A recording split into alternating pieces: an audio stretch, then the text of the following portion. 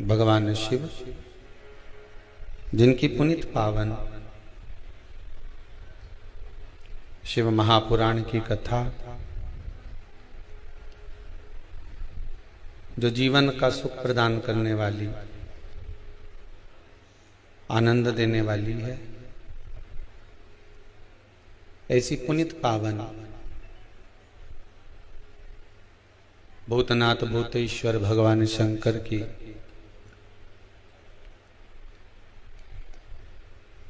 पावन रस तत्व प्रदान करने वाली शिव महापुराण की कथा इस पितृपक्ष के पावन अवसर पर कुबेरेश्वर बाबा की ये पावन धरा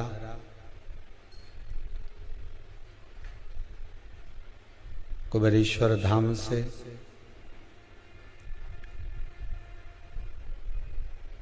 पूर्वजों के उद्धार के लिए, पितरों की शांति के लिए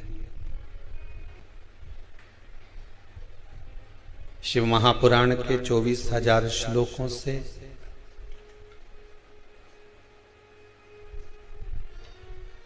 सुंदर विद्वज्जन ब्राह्मणों के पावन सानिध्य में 24,000 श्लोक से जीवों के कल्याण हेतु पावन आनंदमय हवन में आहुतियां प्रदान करी जा रही हैं, जिससे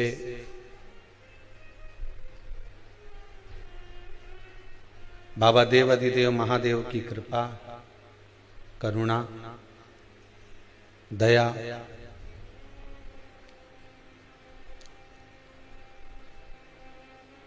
इन जीवों पर पड़े और इन जीवों का कल्याण हो। बहुत कम होंगे, ऐसा नहीं कहता हूं कि नहीं होंगे, होंगे पर बहुत कम। जो माता पिता के सिर में दर्द भी हो तो 50 बार जाकर पूछ ले कि मम्मी क्या बात है, आज आप उदास दिख रही हो, आपका चेहरा उतरा हुआ है, कोई तकलीफ शरीर में हो तो चलो मैं डॉक्टर के पास ले चल।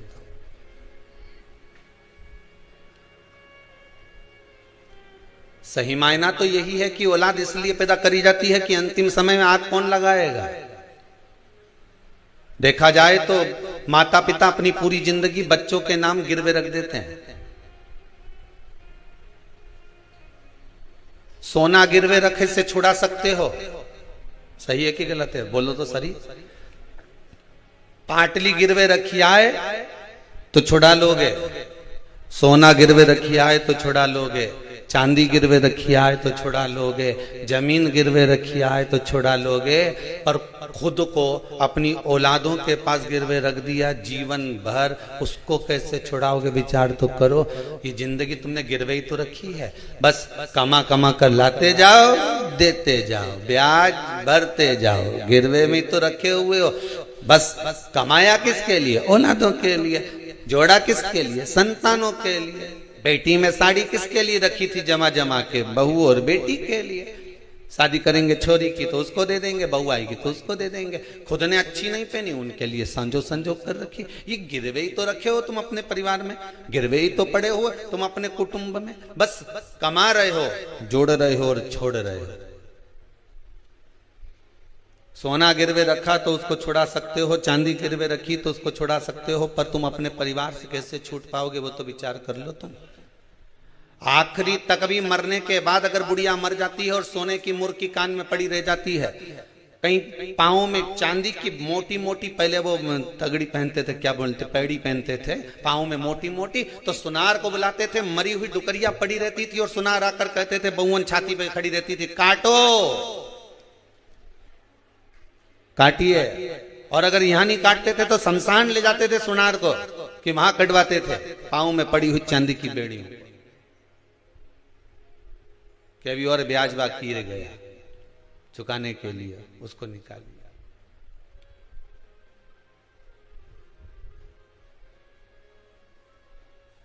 पूरी जिंदगी लगा दी आपने, पूरा जीवन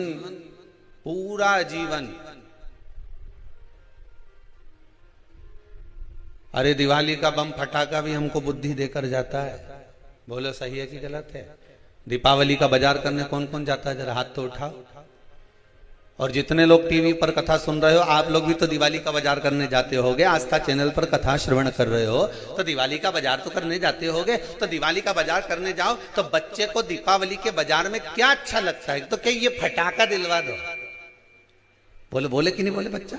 ये फटाका दिलवा दे, ये रस्सी बम दिलवाओ ने, सुतली बम दिलवाओ ने, माने ये वाला बम दिलवाओ ने मुझे, ये बुलेट बम दिलवाओ ने मुझे, फुलझड़ी दिलवाओ ने मुझे, ये रस्सी बम दिलवाओ। बच्चों को प्रिय लगता है। आप भी बड़े हो, आपको भी बाजार में लेने जाओ कभी कपड़ा कभी सामान, तो आखिरी में तुम फटाका लेकर आओ कि नहीं आओ? 500 का लाया, 1000 का लाया, 2000 का लाया, 400 का लाया, 200 का लाया, पर लाया तो सही। अरे बोलो तो सही, लाए कि नहीं लाए? कितनी उमंग से लाए, कितनी उत्साह से लाए। किस लिए लाए? कि पटाखा लाए हैं तो छोड़ेंगे। सही है कि गलत है? पटाखे लेकर आए हो तो छोड़ेंगे, इसको फोड़ेंगे, इसको छोड़ेंगे, सब मिलकर छोड़ेंगे। चलो अब फटाखा लाए 500 का, 1000 का, 2000 का, 4000 का, और इतने सारा फटाखा लेकर आए। अब फटाखा छोड़ने का जब समय आया तो फिर फटाखा तुम 500 रुपए का लेके आए थे न, रस्सी बम ने सुतली बम इतना महंगा लेकर आए थे, और फटाखा जब इतना महंगा लेकर आए हो तो छोड़ो, छोड़ो कि नहीं छोड़ो तुम? अरे बोलो तो सही, छोड़ो ना। कैसे छोड़ो?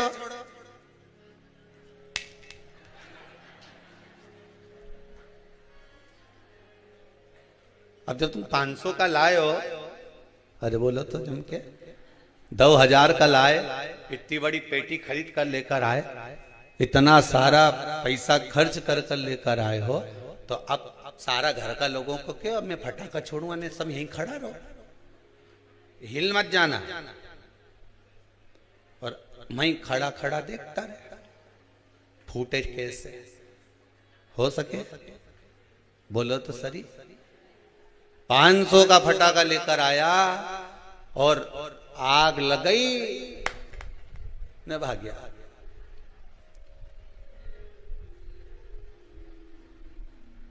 $500 का फटाखा लाया, आग लगाई और भागा। छोड़कर गया कि नहीं गया? अरे बोलो तो जम के, छोड़ा, भाग। उसी तरह फटाके भी हमको ज्ञान देते हैं कि 500 का लेकर आया था ने, आग लगा के 2 मिनट में भाग गया। अगर खड़ा रहता तो मुंडा काला होता कि नहीं होता? अरे बोलो तो सही है। और मुंडा तो मुंडा काला होता ने, हाथ पैर का कई होता, ये तो राम जी जानता। भागना पड़ा छोड़कर। उसी तरह 500 का फटाका लाए, छोड़कर भागना पड़ा। बस एक निवेदन है, संसार में आए हो, बहुत सी चीजें खरीदना पड़ेगी। ये घर परिवार कुटुंब कबीला सब कुछ हमने जोड़ा, ये समझ लेना फटाका है, और एक दिन इसको छोड़कर भागना पड़ेगा। रह नहीं सकते इसके पास, इस फटाके के पास खड़े नहीं रह सकते आप।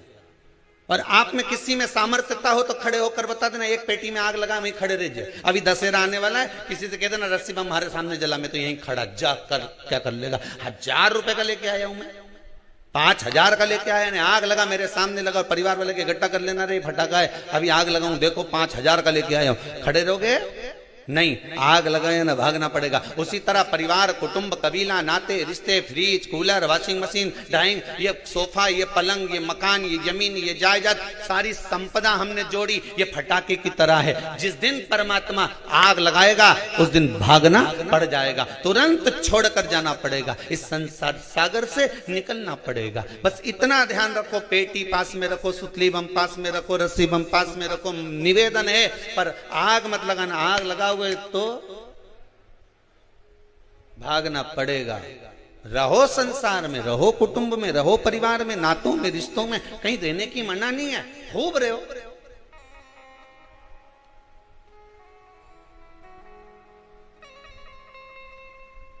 सबसे बड़ा आश्रम कौन सा?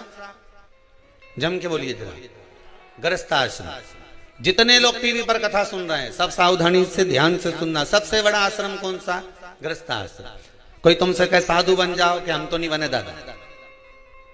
कोई तुमसे कहे सन्यासी बन जाओ तो कहने रेन दे दादा, तुम्हारा पांव पड़े, सारा साधु सन्यासी हम तो खूब देखिया, हमें नहीं बने।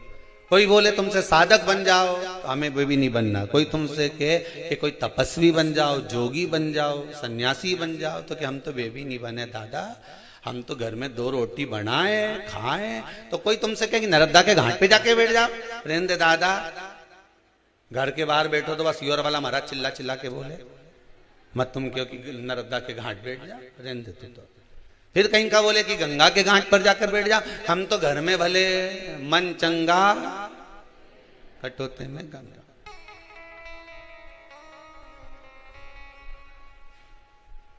हमें नहीं भाई।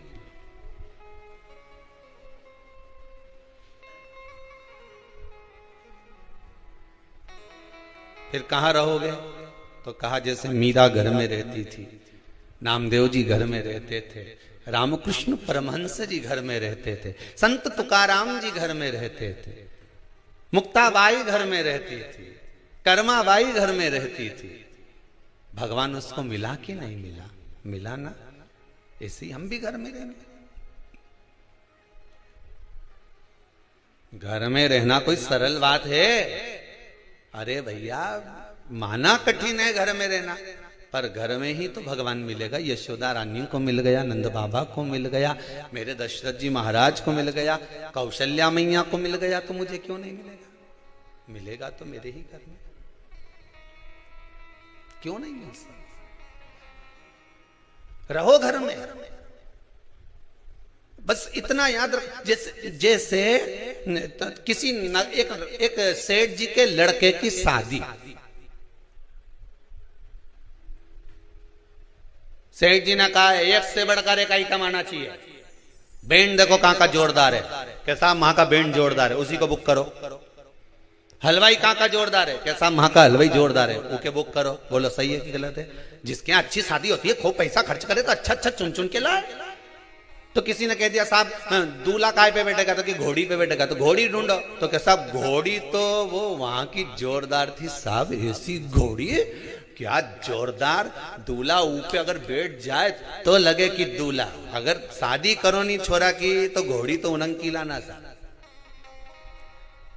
अच्छा ऐसा क्या हुआ घोड़ी में? अरे क्या जोरदार घोड़ी ने दूल्हा जब बैठे तो ऐसो लगे। नहीं तो शादी मत कर जो साहब, घोड़ी लाओ तो उनंग खिलाना, घोड़ी लाओ तो उधर खिलाना, नहीं तो तुम तो शादी मत करो छोरा की। इतना पैसा खर्च करो ने घोड़ी में क्यों ला? तो इतने में सेठ जी बोले चलो घोड़ी बुक करने चलते हैं। और सेठ जी गए, सेठानी गई और सब मिलके घर वहां पर जाके बात करी कि भैया तुम्हारे यहाँ घोड़ी है? कि हाँ है। तो शादी में दो क्या? तो क्यों नहीं देंगे, कितना पैसा लोगे? तो पैसे की बात तो बाद में हो जाएगी, कोई दिक्कत नहीं, ले जा। पर शर्त एक है, क्या? घोड़ी पे कौन बैठेगा? दूल्हे का बाप बोला मेरा छोरा बैठेगा। घोड़ी पे बैठने के लायक है कि नहीं? इतना में तो बाप के गुस्सा आ गया। बता, घोड़ी पे तो दूल्हा ही बैठे नहीं, छोरा ही बैठे, बैठने के लायक है कि नहीं? जब उसका बाप इतना पैसे वाला तो छोरा भी तो पैसे वाला, क्यों नहीं बैठने के लायक है? नहीं, घोड़ी पे बैठने के लायक तो है, पर शर्त इतनी सी है कि मेरी जो घोड़ी है वो 3 बार उछलती है। यहां से चलेगी, दरवाजे पे पहुंचने से पहले 3 बार उछलेगी। एक बार धीरे से उछलेगी, दूल्हा समझ जाएगा अरे इतना तो हमारा छोरा समझदार है। दूसरी बार उछलेगी, थोड़ी दम के उछलेगी, इतना भी समझ जाए। इतने में तीसरी बार जब उछलेगी ना, फिर तो हमारे भी बस की नहीं रे। फिर छोरा का फर्ज है कि जैसे उछले वैसे कूद जा। और नहीं कूदा तो इसके बाद जो घसीट के ले जाए नहीं, और जगह जगह से ने दोची पड़े, फिर हमारी गारंटी नहीं है।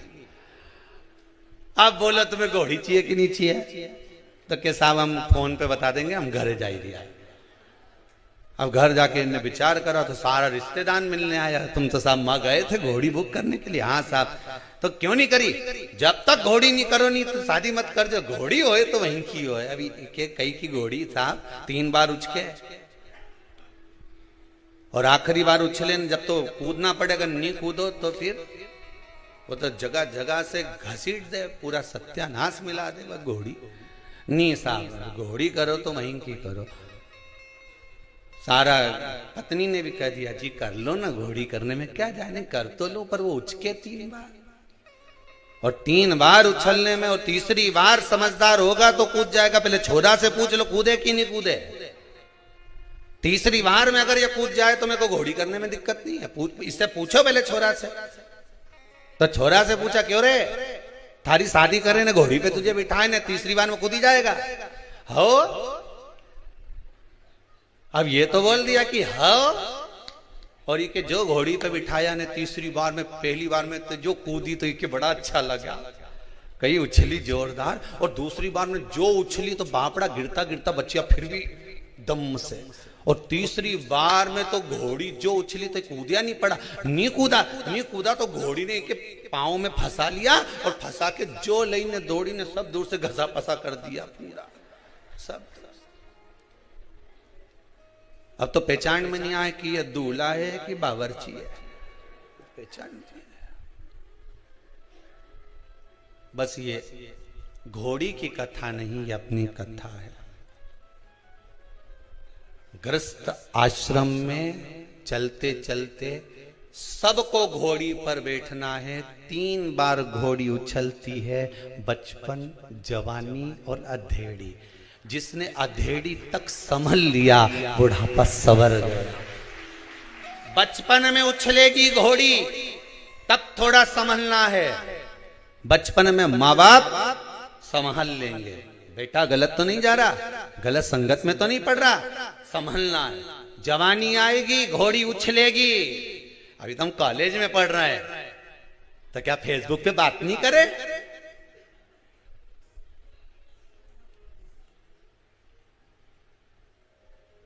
क्या व्हाट्सएप नहीं चला है? घोड़ी उछली, बहुत अच्छे से समझना हो। बचपन में उछली, माता पिता ने संभाल लिया। जवानी में उछली, डामाडोल हो गया, डामाडोल। और तीसरी बार में कूदना जरूरी है। अधेड़ी आए तब। शादी हो गई, बच्चे हो गए, सब अपने अपने काम धंधे से लग गए, फिर उछकी।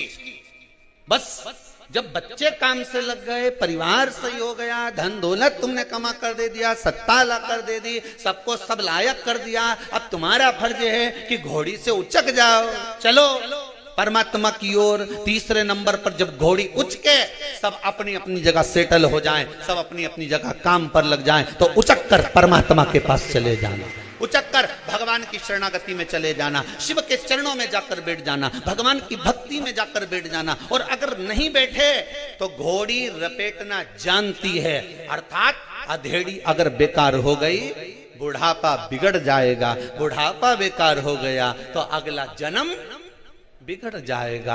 कई लोग हैं अगला जन्म बिगड़ गया लोगों का, कहीं हाथ बेकार, कहीं पांव बेकार, कहीं शरीर बेकार। किसी से जाकर पूछें गुरुजी बताओ ये हमारे यहाँ बच्चा हुआ ऐसा क्यों हुआ, बेटी हुई ऐसी क्यों हुई, भाई हुआ ऐसा क्यों हुआ, कुटुंब में ऐसा क्यों हो गया, ऐसा व्यक्ति क्यों पैदा हो गया, उसको शरीर में ऐसी विकलांगता क्यों था, उससे पूछो। क्योंकि जन्म मिला था, बचपन, जवानी, अधेड़ी, बुढ़ापा, मनुष्य का शरीर मिला था साधने के लिए, पर परमात्मा का नहीं हो पाया।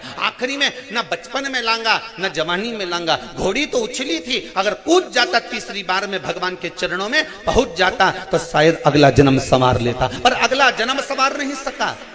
परमात्मा ने बारंबार मौका दिया। ऐसा कोई मनुष्य पैदा नहीं हुआ संसार में, चाहे राजा हो, रंक हो, भिखारी हो, चाहे ब्राह्मण, संत, साधु, सन्यासी, तपस्वी, साधक, उपासक, कोई भिक्षुक, कोई भिखारी, कोई राजा, कोई सांसारिक मनुष्य, कोई गृहस्थ आश्रम में रहने वाला, कोई घर में रहने वाला व्यक्ति, हर एक व्यक्ति को मेरा भोलेनाथ एक मौका जरूर देता है, किसी व्यक्ति से उसको एक बार जोड़ देता है कि मैंने तुझे मौका दिया है, इससे जुड़ जाना और जुड़ने के बाद तेरी जिंदगी संवार लेना। इस व्यक्ति से मैंने तुझे जोड़ा है, तेरे विश्वास से तुझे जोड़ा है। भगवान शंकर, मेरा भोलेनाथ, मेरा राम, मेरा कृष्ण, मेरा परमात्मा संसार के हर मनुष्य को, चाहे वो कोई मंत्री हो, संतरी हो, गृहस्थी हो, चाहे भिखारी हो, चाहे कोई किसी भी धर्म का, किसी भी वर्ण का, किसी भी गोत्र का हो, हर व्यक्ति को, चाहे छोरा हो चाहे छोरी हो, चाहे व्यक्ति हो, हर व्यक्ति को भगवान एक बार किसी अच्छे व्यक्ति से जुड़ने का मौका देता है कि इससे जुड़ जाना, अपनी जिंदगी बना लेना। पर उससे जुड़ने के बाद भी आप अलग होकर अपनी जिंदगी को नरक बना लो तो तुम्हारा जीवन व्यर्थ बेकार है। उससे जुड़ने के बाद भी तुम अगर परमात्मा के नहीं हो पाए तो फिर संसार में किसके होगे?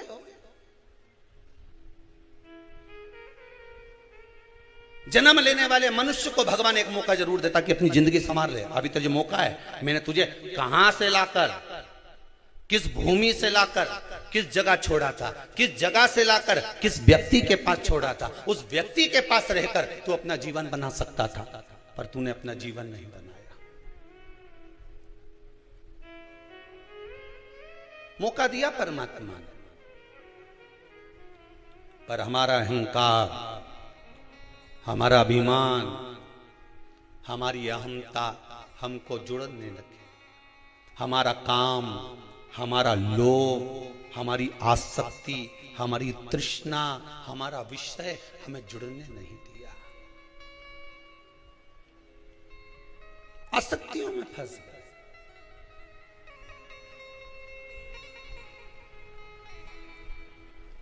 परमात्मा अगर किसी का काम कर देता है तो दुनिया के लोग परमात्मा का गुणगान गाते हैं। वो लोग गाए कि नहीं गाए? अरे बोलो तो सही, गाए नहीं? जितने लोग आस्था पर कथा सुन रहे हो, मोबाइल पर कथा सुन रहे हो, फेसबुक यूट्यूब पर कथा श्रवण कर रहे हो, मैं सभी श्रोता भाई बहनों को बहुत बहुत धन्यवाद देना चाहूंगा। बहुत बहुत साधु बात है साहब। टीवी पर सुनने वाले तो कथा टीवी पर सुन रहे हैं, तो भी अगर फेसबुक और मोबाइल पर लोग कथा सुन रहे हैं तो 40-40 हजार लोग केवल मोबाइल पर कथा श्रवण कर रहे हैं। उनको नमन करता हूं, आपके विश्वास को, आपकी श्रद्धा को नमन करता हूं। कल कार्यकर्ता बता रहे थे गुरुदेव, 40,000 लोग तो केवल यूट्यूब पर कथा कर स्वादन श्रवण कर रहे हैं। मैं आपकी श्रद्धा, आपके विश्वास को नमन करता हूं। मैं नवयुवक टीम को, जो अपना समय इस परमात्मा को, मेरे शंभू को दे रहे हैं, उनको नमन करता हूं। आपका विश्वास इससे ही जुड़ा रहे, मेरा शंकर आपको उन्नति की ओर लेकर चले जाए, बस यही विश्वास पर मैं आपको नमन करता हूं। ये आपका श्रद्धा, आपका विश्वास है।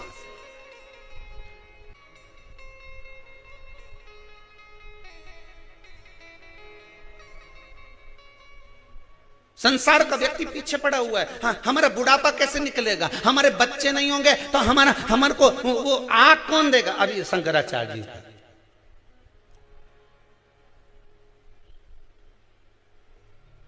तुम्हें आग लगाने वाले को मत ढूंढो रे। अभी कोरोना महामारी ने दिखा दिया, औलाद को मौका नहीं मिल पाया। बोलो सही है कि गलत है? ऐसे ही आग लगाया है। तुम्हें आग लगाने वालों को मत ढूंढो कि बच्चे नहीं होंगे तो आग कौन लगाएगा। तुम्हारे भीतर समाहित अज्ञानता में आग लगाने वाले सदगुरु को ढूंढो कि अज्ञानता में आग लगा दे और मुझे ज्ञान की उपज पैदा कर दे, जिससे मुझे महादेव मिल जाए। अज्ञानता को जलाने वाला कोई सदगुरु मिलना चाहिए। तुम में आग लगाने वाला नहीं मिलना चाहिए, अज्ञानता में आग लगाने वाला चाहिए। 4 बांस, 4 कंधे और 40 कंडे, ये तो कोई भी दे देगा। आखिरी समय में इतना ही सामान चाहिए। जिसके नहीं मालूम है लिख लो, जिसके नहीं मालूम लिख लो। क्या क्या? 4 बांस, 2 तो लंबा, बाकी का आधा टुकड़ा करा हुआ ने बिछाने। 4 बांस, 4 कंधे और 40 कंडे, इससे ज्यादा कहीं नहीं लगे। और इतना चीज पाने के लिए पूरी जिंदगी निकाल दी। छोरा की नहीं सुनेंगे तो कंडा कौन देगा,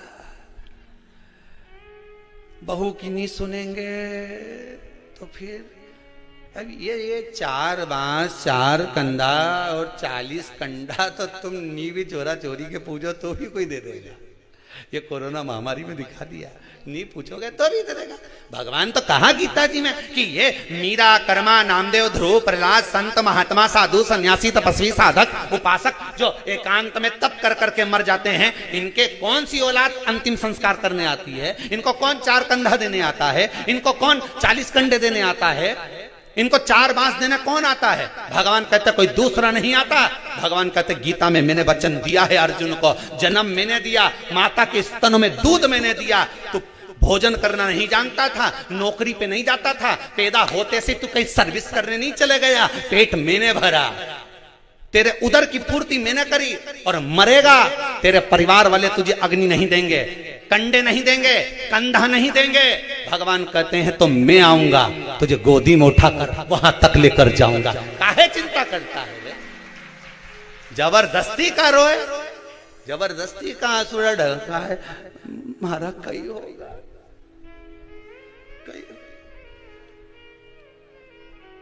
अरे तुम्हारा क्या होगा? तुम तो डायरेक्ट क्यों ना, तेरा क्या होगा रे कालिया? तुम्हारा क्या होगा? तुम तो शिव महापुराण की कथा सुन रहे हो, तुम्हारा कुछ नहीं होने वाला। अब तो यमराज भी सोचे, इन्हें तो 10-12 बार सुन ली रे, ये के तो घर का भी चक्कर मत काट, जिन्हें पड़ोसन को उठा ला जाए पर इसे छोड़ी आ जाए। अब तो यमराज भी कहे के दरवाजे मत पहुंच जाना दादा।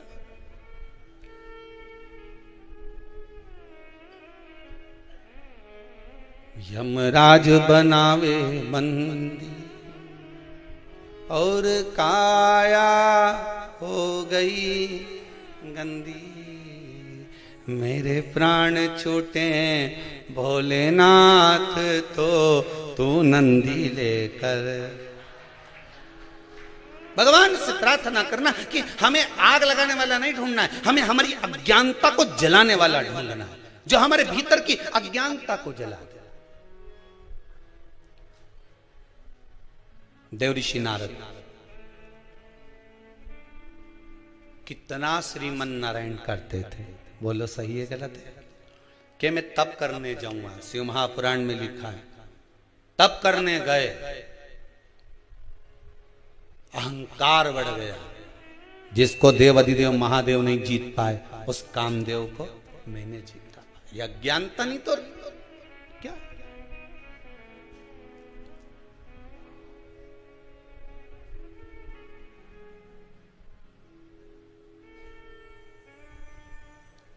अब ये सबसे पहले उठ के किसके पास गए?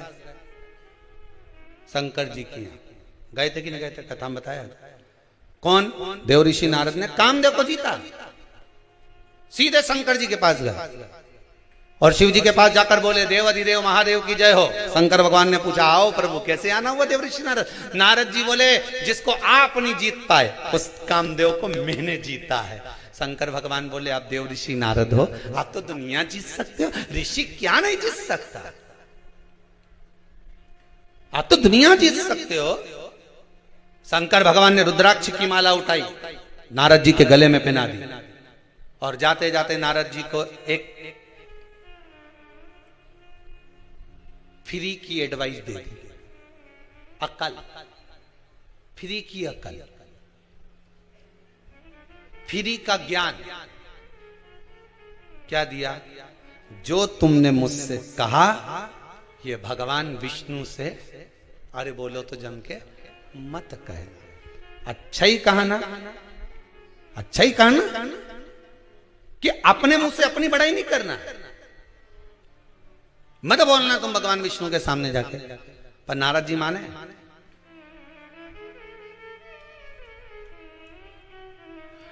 फ्री की चाय बटे तो भीड़ लग जाए रे, बोलो सही है कि गलत है? और मैं लिखा रे फ्री की चाय तो थोड़ी, तुम कहीं पी आओ यहाँ होटल पे अंदर फ्री में, बोलो सही है कि गलत है? फ्री की कचौड़ी बटे तो अरे बोलो जम के भीड़ लग जाए, फ्री का कम्बल बटे तो ये सो जोरदार कम्बल, कहीं जोरदार, कितना का लिया? फ्री में मिल रही है, चलिए जा, जा।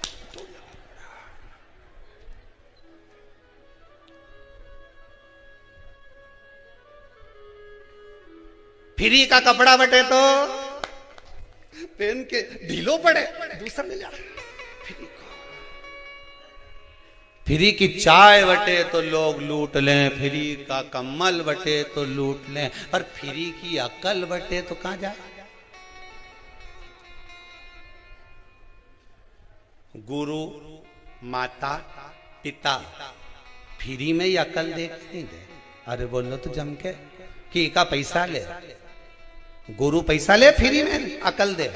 गुरु माता और पिता फ्री में ज्ञान देता है, इसके बाद भी लोग नहीं लेते।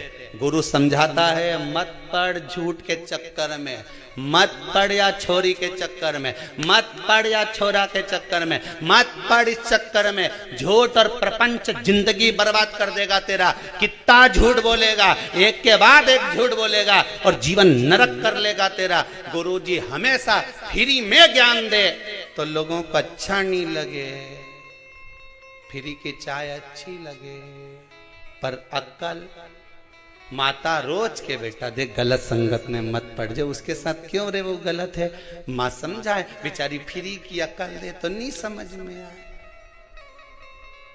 और जब वही अकल में पैसा लगे फिर वकील के यहाँ जाए, साहब पीछा छुड़ा तुम्हारा, वो जगदम्बा हमारा रोज का प्राण खाए, पीछा छुड़ा दो। और जब फ्री में माँ कहती थी कि सिर मत चढ़ा, तो हमारी घरवाली हमारे सिर नहीं चढ़ाऊ। अब वकील के यहाँ पैसा दे रहा 20, 5, 10, 15, साहब पीछा छुड़ा दो। अब अकल का पैसा लग रहा है, बुद्धि का।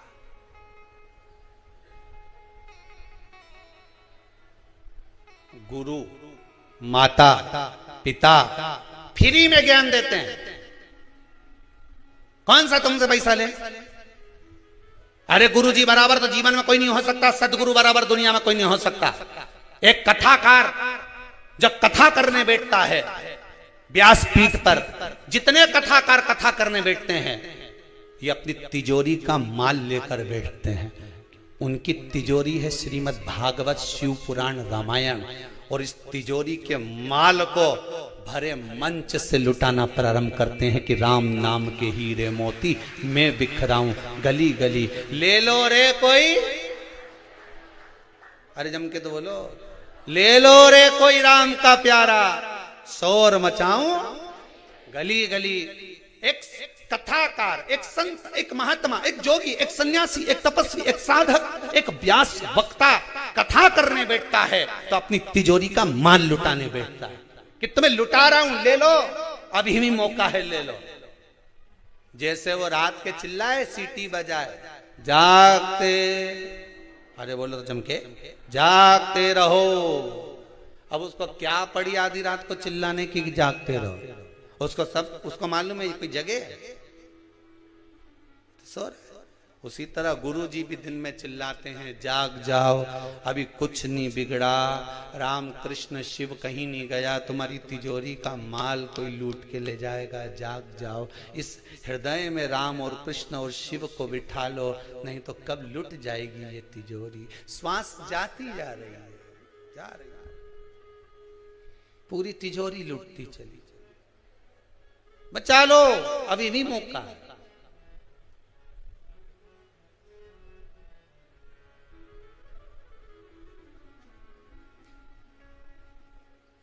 कब लुट जाए? साथ देती नहीं ये किसी का, क्या भरोसा है इस जिंदगी का। श्वास रुक जाएगी चलते चलते, क्षमा बुझ जाएगी जलते जलते, दम निकल जाएगा रोशनी का, क्या भरोसा है इस जिंदगी का, क्या भरोसा है इस जिंदगी। बड़ी मुश्किल से मिला है जी, बड़ा मुश्किल। भगवान का नाम स्मरण कर कर बढ़ोगे, जीवन सार्थक होगा। देवऋषि नारद को कितना समझाया भगवान ने, कितना ज्ञान उपदेश दिया। अरे नारद जी, आपको कहकर भेज रहे हैं, बिल्कुल ध्यान रखना। आप ये बात मुझे कहो, ये भगवान से मत कहना। पर कौन ने माना? देवऋषि नारद सीधे भगवान विष्णु के पास जाकर कह दिए, सीधे जाकर कह दिए भगवान विष्णु को। पहुंचते ही भगवान विष्णु जान गए कि नारद जी ने, देवऋषि नारद आज निंदा करेगा, निंदा करने वाला करे।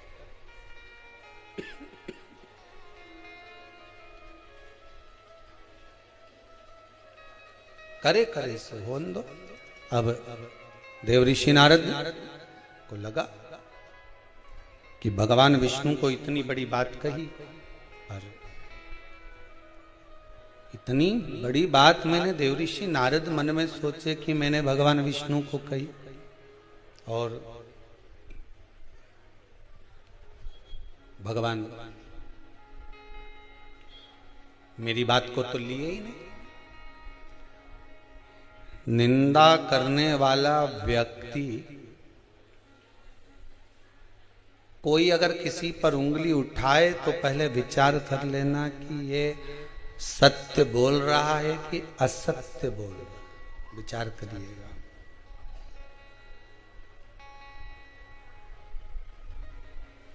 विचार करिएगा।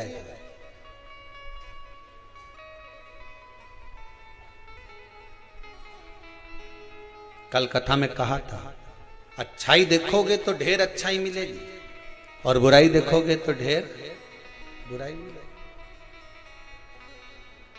एक बार जब भगवान राम जी महाराज अयोध्या में आ गए, राम राज्य स्थापित हो गया, तब राम जी महाराज जब शाम के समय पर टहलने के लिए निकले,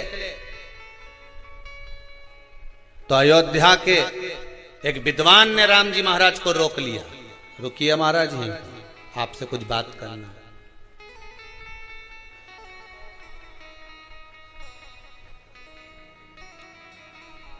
हमें आपसे कुछ पूछना है। राम जी महाराज रुके,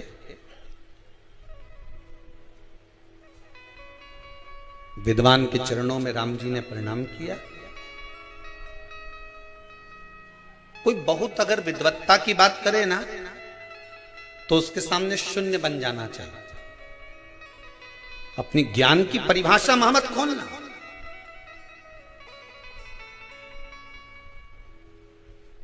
अपनी पोटली को, अपनी तिजोरी को कहां खोलना है, वो भी स्थान बताया गया है। जिस समय भगवान के चरणों के प्रति रुचि नहीं हो, उसके सामने कभी भगवान की बात मत करो। जो भगवान को मानता ही नहीं, उसके सामने क्या भगवान की बात करना।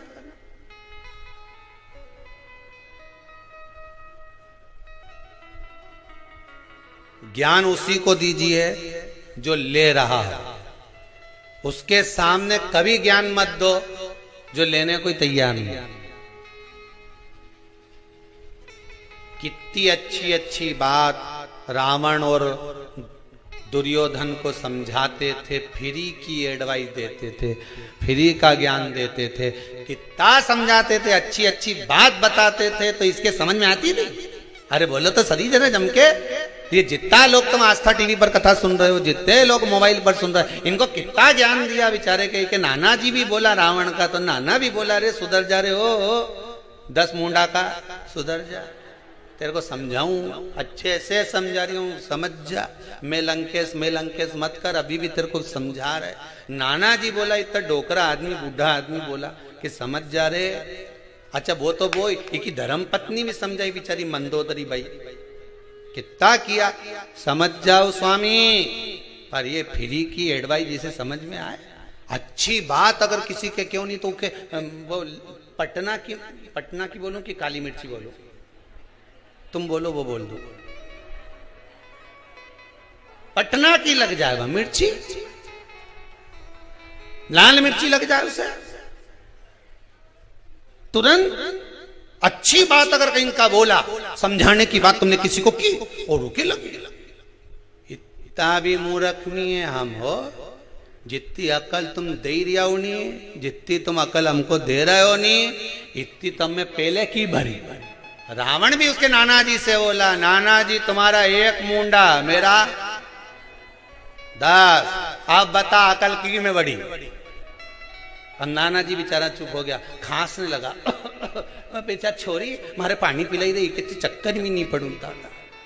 अकल उसके दी जाए जिन्हें अकल में हो थोड़ी बहुत, जिसकी विवेक में समा जाए। अब ये तो कि हमारा 10 मुंडा और तुम्हारा 1 मुंडा। अकल तुम 1 मुंडा से दो, हमारे तो 10 मुंडा की अकल। अपन किसी की अच्छी अकल दो नहीं तो उसे पटना की मिर्ची लगे, उसे मिर्ची लग जाए। बताओ हमें ज्ञान दे रहा है, हमें जैसे अकल ही नहीं है। समझाने वाला मम्मी समझाए छोरा के तो छोरा ही कह दे, अपनी अकल अपने पास रखो। तुम मुझे क्या मूर्ख समझती हो? इतना कॉलेज में पढ़ रहा हूँ, इतना लोगों के चल ही रहा हूँ, मम्मी तो मुझे जानती नहीं है। मम्मी बोले यही तो समझा रही कि तू दूसरे के मूर्ख बनाना छोड़ दे, तू तो खुद मूर्ख छोरा। अभी के कौन समझाए? और ये के हमारा तो 10 मुंडा, हमें नहीं चाहिए किसी की अकल, हम तो खुद विद्वान।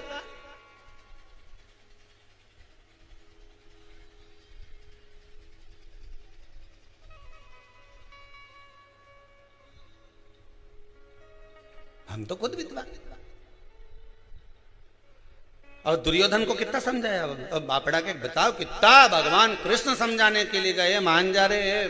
देखो हाथ जोड़ो दादा, 5 गांव का राज्य दे दे इनके, क्या कि एक सुई की नोक के बराबर नहीं दो।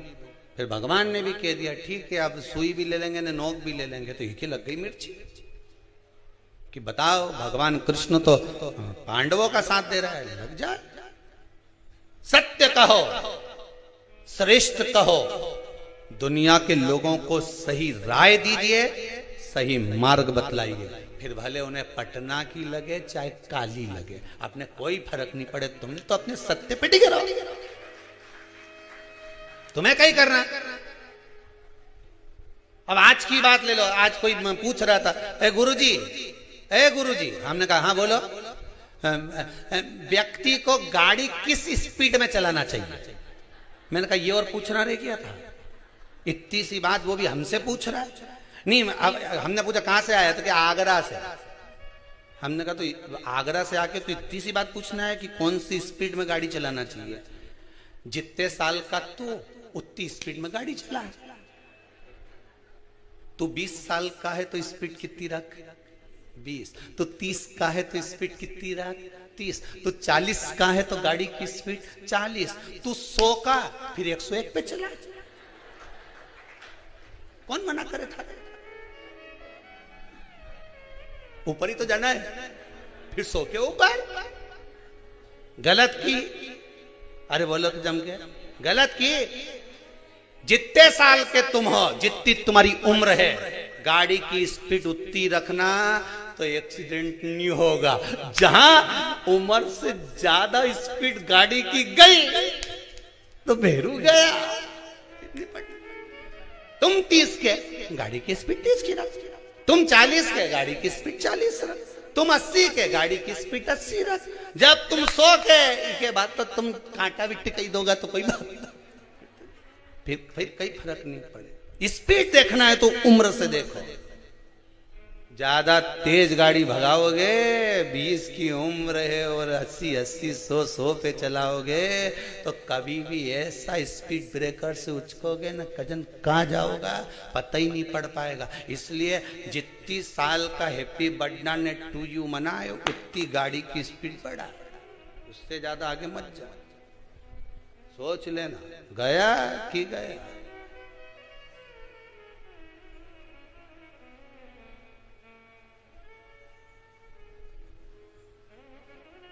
गया तो गया। अब हमसे ज्यादा स्पीड में दौड़ रहे हैं। इस शरीर की कैपेसिटी है 10 की, हम इसको इतना दौड़ा रहे हैं 20 की स्पीड में। आखिरी में गाड़ी तो गाड़ी, शरीर तो शरीर है, शरीर तो शरीर है।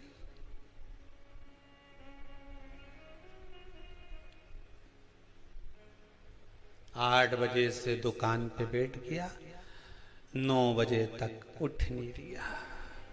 बाद में के मारे स्लिप डिस्क हो गया, मारा गुड़िया खसक गया। डॉक्टर के यहाँ गया, डॉक्टर साहब बोले पट्टा बांध लो। डॉक्टर ने एक बात नहीं बोली कि पट्टा बांध लो, डॉक्टर बोला। किसी संत के पास जाता तो एक ही बात कहता, शिव महापुराण का पट्टा बांध ले। शिव पुराण में जाके बैठना चालू कर दे। अरे दुकान उकान सब छोरा छोरी के दे दे, डोकरा भी गया, कई काम करनी दादा। अब भगवान का भजन करो, जीवन में मिला है जितनी श्वासें मिली भगवान की भक्ति में लगाओ। काम करो मना नहीं है, दिल से करो। दुकान चलाना है खूब चलाओ, व्यापार करना है खूब चलाओ, तुम्हारा शरीर चले तब तक चलाओ, पर साथ में शिव नाम गाते जाओ, राम नाम गाते जाओ, भगवान कृष्ण का भजन गाते जाओ। ये जीवन का कोई ठिकाना, कोई ठिकाना, कौन सा भरोसा। अब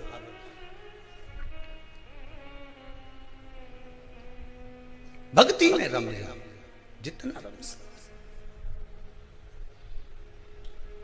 देव ऋषि नारद के मन में नहीं रहा, अहंकार था। भगवान कृष्ण के, भगवान विष्णु के सामने जाकर कह दिया। भगवान विष्णु उनको लग गया, किसने निंदा करी है।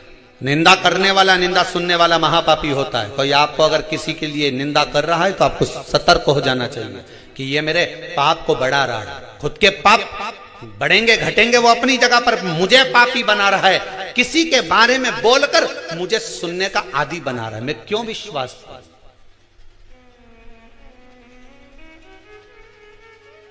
क्यों?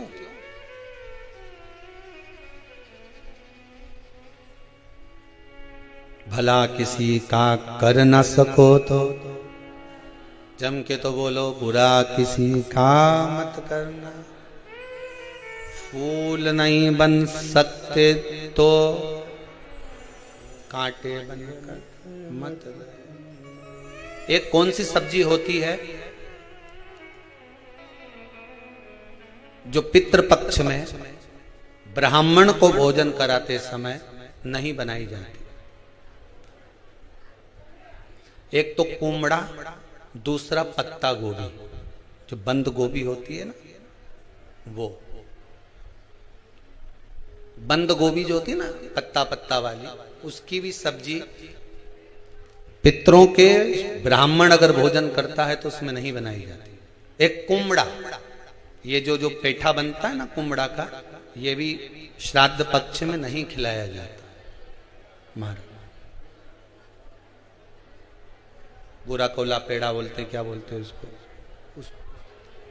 श्राद्ध पक्ष में उसको भोजन में नहीं दिया जाता। ब्राह्मण के भोजन में, महाराज ब्राह्मण के भोजन में श्राद्ध पक्ष में सबसे ज्यादा जरूरी है दूध की खीर, दूसरा तुरई या गिलकी का भोजन, या तो सब्जी बनाओ या भजिया बनाओ, कुछ भी बनाओ। तीसरा मांस की दाल का भोजन, उड़द की दाल का भोजन। उड़द की दाल का या तो दही बड़ा बना लो, इमरती बना लो, या फिर बड़ा बना लो, या पकोड़ा बना लो, पर उसका भोजन होना जरूरी है। 3 भाग। दूध का भोजन आहूतों के हिस्से में चले जाता है, गिलकी और तुरई का भोजन पितरों के हिस्से में चले जाता है, मांस की दाल का भोजन, उड़द की दाल का भोजन प्रेतों के हिस्से में चले जाते हैं। इसलिए ये 3 भाग का भोजन ब्राह्मण जब श्राद्ध पक्ष का भोजन करे तो उसमें बनाना जरूरी है।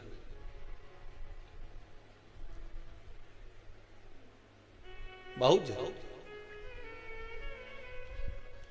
आपके यहां जब श्राद्ध हो भोजन अवश्य। कई लोग कहते हैं गुरुदेव जब हम गया जी से आ जाएं तो क्या ब्राह्मण भोजन कराना जरूरी है? क्यों नहीं, कराओ। क्यों नहीं करा? क्या गाय की रोटी निकालना जरूरी है? स्वान की रोटी निकालना जरूरी है? कौवे की रोटी निकालना जरूरी है? हम कहते हैं अगर श्राद्ध गया जी का हो गया तो भले कौवे की मत निकाले, पर गाय की, स्वान की, ब्राह्मण जन की भोजन प्रसाद जरूरी। देखिए जब ज्यादा घर में पितृदोष हो ना, ऐसा लगे कि पितृदोष बहुत ज्यादा है, 1 रुपए कमा रहे हैं, 1.25 रुपए खर्च हो रहा है, हाथ में पैसा नहीं टिक रहा, दुकान 4 दिन अच्छी चल रही है, फिर व्यापार डाउन हो जाता है, कोई पैसा लेकर भग गया, नहीं दे रहा, कहीं कर्जा मात्रा बढ़ गई है, ये पितृदोष के लक्षण है। इसमें आपके घर में जो भी रुद्राक्ष पड़ा हो, जो भी रुद्राक्ष रखा हो, क्योंकि संभाल के तो आप रखते नहीं, पटक देते हो यहां, जो भी रुद्राक्ष आपके घर में रखा हुआ, एक पानी के पात्र में उस रुद्राक्ष को डाल दीजिए, उसमें 1 चावल का दाना डाल दीजिए। महाराज, परिंदा जहां होता है, मटका, हंडा या रसोई घर में आपका जो पानी भरने का स्थान होता है, जिसको आरो वारो क्या क्या लगा के रखते हो, उसी के कहीं पास में उस कलश को रख दीजिए, ऊपर से उसको ढक दीजिए। शाम के समय, सुबह रखा 10 बजे से 12 बजे के बीच में, शाम के समय प्रदोष काल में भगवान शंकर का नाम स्मरण कर कर, ओम नमः शिवाय बोलकर, श्री शिवाय नमस्तुभ्यम बोलकर, या महामृत्युंजय मंत्र का स्मरण कर कर, या गायत्री मंत्र का स्मरण कर कर, जो मंत्र आपकी बुद्धि में, विवेक में समाहित हो, उस मंत्र का नाम लेकर राम कृष्ण हरि जो बोल सकते हो, एक घी का दिया अवश्य प्रज्वलित करें, लंबी बाती का। कौन सी बाती का? फूल बत्ती का नहीं, गोल बत्ती का नहीं, लंबी बाती का। बत्ती का मुख दक्षिण की ओर, कहां पर होना चाहिए? दक्षिण की ओर, ना पूरब, ना पश्चिम, ना उत्तर। बत्ती का मुख कहां हो? दक्षिण की ओर। जैसे श्राद्ध पक्ष में ब्राह्मण को जब भोजन कराते हैं तो ब्राह्मण का मुख श्राद्ध पक्ष के भोजन कराते समय अगर पूरब, पश्चिम और उत्तर का होता है तो श्राद्ध के भोजन का फल नहीं मिलता। उसका मुख दक्षिण का होता है तो हमारे घर के जितने भी पितर उस तिथि में गए होते हैं सबको उसका भाग मिल जाता है और पितृ दोष समाप्त हो जाता है। इसलिए ब्राह्मण का मुख श्राद्ध पक्ष में भोजन कराते समय दक्षिण का होना चाहिए।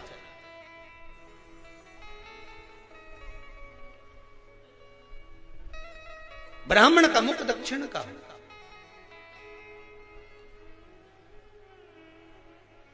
यहां तक शास्त्र कहता है महाराज, अगर गौ माता को श्राद्ध पक्ष में अगर भोजन दे रहे हो तो गाय का मुख अगर दक्षिण का है, गाय का, आपका मुख भले उत्तर का हो, गाय का मुख दक्षिण का हो, आपका मुख भले पूरा पश्चिम नहीं का, गाय का मुख अगर दक्षिण में है, अगर आपने दक्षिण में गाय को खड़ी कर रखा है और दक्षिण में उसका मुख और आप भोजन दे रहे हो तो शास्त्र कहता है कि किसी पिंड की जरूरत नहीं पड़ती, गाय स्वतः कल्याण कर देती है, गौ माता स्वतः कल्याण।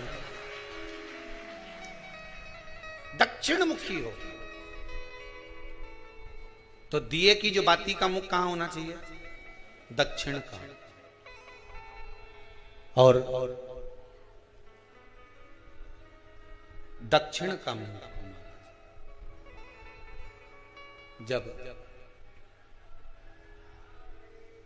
जब दक्षिण का मुख हो, दक्षिण की ओर बाती हो महाराज, तब दक्षिण की बाती जलाने के बाद में भगवान से वहीं पर प्रार्थना करें।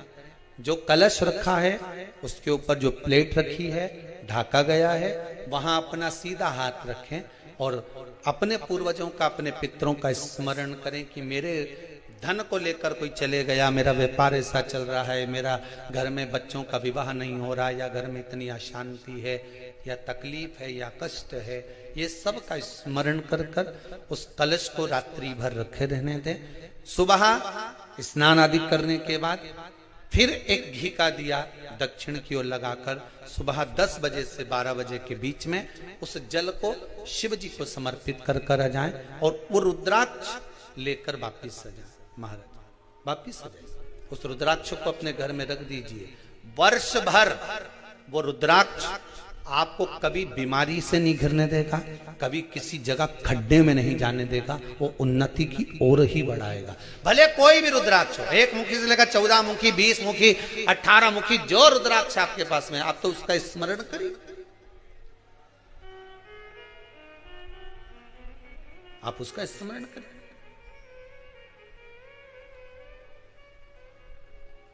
रुद्राक्ष का जल शिव को समर्पित करें। पितरों के जितने भी द्वार हैं, पितरों के जितने भी दरवाजे हैं, पितृलोक में जितने भी पितृ विराजमान होते हैं महाराज, ये सब शंकर के ऊपर चढ़े हुए जल का भाग ग्रहण करते हैं, शिव के ऊपर चढ़ाओ। 33 कोटि देवताओं में से कोई एक देवता ऐसा बता दो जिसको काली तिल्ली चढ़ती हो, काली मिर्च चढ़ती हो, सारे वृक्षों की पत्तियां चढ़ती हो, सब तरह के पुष्प चढ़ते हो, दुर्वा भी चढ़ती हो, बेलपत्र भी चढ़ता हो, आंख का पुष्प भी चढ़ता हो, धतूरा भी चढ़ता हो, जिसको भांग आदि भी चढ़ती हो, तुलसी की मंजरी भी चढ़ती हो। तुलसी की मंजरी भी शंकर को चढ़ती, तुलसी का दल नहीं, मंजरी वो भी चढ़ती। 33 कोटि देवताओं में कोई ऐसा देवता बताओ, संपूर्ण सामग्री भगवान केवल एक है, देव अधिदेव महादेव, जिनको काली तिल भी चढ़ रही है, काली मिर्च भी चढ़ रही है, जिनको संपूर्ण सामग्री भगवान शिव को समर्पित हो रही, संपूर्ण यहां तक राई, सरसों, राई के दाने तक भगवान शंकर को चढ़ते हैं।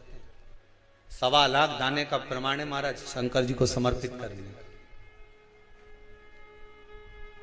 सरसों चढ़ती, राई चढ़ती महाराज, पुष्प, बेलपत्र, दुर्वा, जगह जगह के पुष्प शिव को समर्पित होते।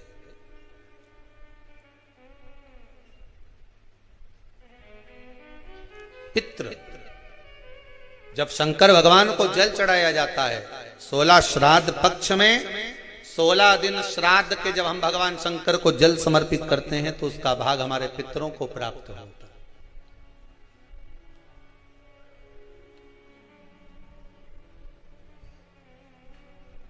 केवल 16 श्राद्ध के दिन ही ऐसे होते हैं जिसमें शंकर भगवान को जल में दूध मिलाकर चढ़ाने की जगह, दूध भले 1 चम्मच चढ़ा रहे हो पर अलग से चढ़ाओ, कच्चा दूध अलग से चढ़ाओ, उसके बाद भले तुम जल चढ़ाओ, पर लोटे में जल में दूध मिलाकर 16 दिन श्राद्ध पक्ष में नहीं ले जाना। भले 1 चम्मच दूध लेकर जाओ, 1 कटोरी दूध लेकर जाओ, पर कच्चा दूध अलग से लेकर जाओ, शंकर भगवान को अलग से चढ़ाओ, क्योंकि 16 दिन श्राद्ध पक्ष के जब भगवान शंकर को दूध और जल चढ़ाया जाता है, वो हमारे पितरों के खाते में चला जाता है, हमारे पितरों को उसका भाग मिलता है। इसलिए शंकर भगवान को कच्चा दूध भी चढ़ाओ तो पानी में मिलाकर नहीं, एक अलग से 1 चम्मच ले जाओ, भले फिर शिव जी को चढ़ा दो, भले एक छोटा सा कटोरी में ले गए चढ़ा दिया, जल ले गए चढ़ा दिया, वो हमारे पूर्वजों को प्राप्त, वो हमारे पूर्वजों को प्राप्त होता है। जिस बालक बालिका का जॉब नहीं लग रहा हो, सर्विस नहीं लग रही हो, नौकरी नहीं लग रही हो, जगह जगह पहले करते थे जॉब, अब छूट गई, 2 साल हो गए, 3 साल हो गए, सर्विस नहीं लग रही हो, बहुत प्रयास कर लिया हो, बहुत प्रयास, तो महाराज काली तिल्ली को पीस कर उसको जल के पात्र में डालकर अपने घर के मटका, परिंदा, पितरों का जो स्थान होता है, जलाशय होता है, उसके पास में एक पात्र में रख दीजिए। बेलपत्री या बट का पेड़ या पीपल का पेड़, इस वृक्ष के नीचे 1 रात्रि तक रखे रहने के बाद में दूसरे दिन अपनी कामना करता, जिनका जॉब नहीं लग रहा, सर्विस नहीं लग रही, नौकरी नहीं लग रही, या कहीं उलझने उत्पन्न हो रही है, उस व्यक्ति को हाथ में ले जाकर उस पात्र का जल, 3 वृक्ष पितरों के तुल्य हैं। कल की कथा में कहा था, पहला बेलपत्री का, दूसरा पीपल का, तीसरा बड का, ये 3 पितरों के तुल्य हैं। इन 3 में से किसी भी वृक्ष के नीचे उस काली तिल के जल को समर्पित कर दीजिए महाराज। बाबा चाहेगा, भोलेनाथ जी चाहेगा तो 3 महीने में कहीं ना कहीं योग बना ही देगा, ये पक्का। बाबा पर विश्वास रख, शंकर भगवान पर भरोसा विश्वास रखकर आप कार्य करेंगे, क्यों ना हो। गुरु के बदनाम करी रखो, 50 बार विचार करना पड़ेगा गुरु को चेला बनाने से पहले।